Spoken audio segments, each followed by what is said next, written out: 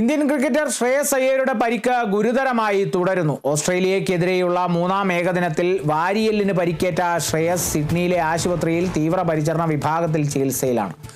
ആന്തരിക രക്തസ്രാവം ഉണ്ടായതിനെ തുടർന്നാണ് ശ്രേയസിനെ തീവ്രപരിചരണ വിഭാഗത്തിൽ പ്രവേശിപ്പിച്ചത്.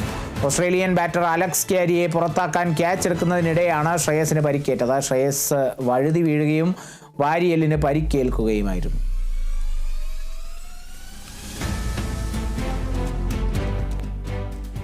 ഇന്ത്യൻ സൂപ്പർ കപ്പിൽ ഇന്ന് 2 മത്സരങ്ങൾ. ആദ്യ മത്സരത്തിൽ ചെന്നൈയിൻ ഈസ്റ്റ് ബംഗാളിനെ നേരിടുമ്പോൾ രണ്ടാം മത്സരത്തിൽ മോഹൻ ബഗാൻ ഡെംപോയസിയെ നേരിടും. ഇന്ന് വൈകിട്ട് 4:30 മത്സരങ്ങൾ ആരംഭിക്കുക. അതേസമയം ഇന്നലെ നടന്ന ഗോകുലം കേരള പഞ്ചാബ് FC മത്സരത്തിൽ പഞ്ചാബ് 3 ഗോളിന്റെ വിജയം സ്വന്തമാക്കി.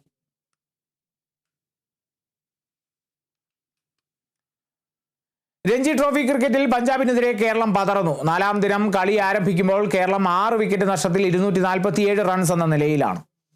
ബാബ അപരാജിതും അഹമ്മദ് ഇമ്രാനുമാണ് ക്രീസിൽ. പഞ്ചാബിന്റെ ആദ്യ ഇന്നിംഗ്സ് സ്കോറായ 436 റൺസ് പിന്തുടരുന്ന കേരളം 189 റൺസ് പിന്നിലാണ്. കേരളത്തിനായി അങ്കിത് ശർമ്മ 62 റൺസ് നേടി.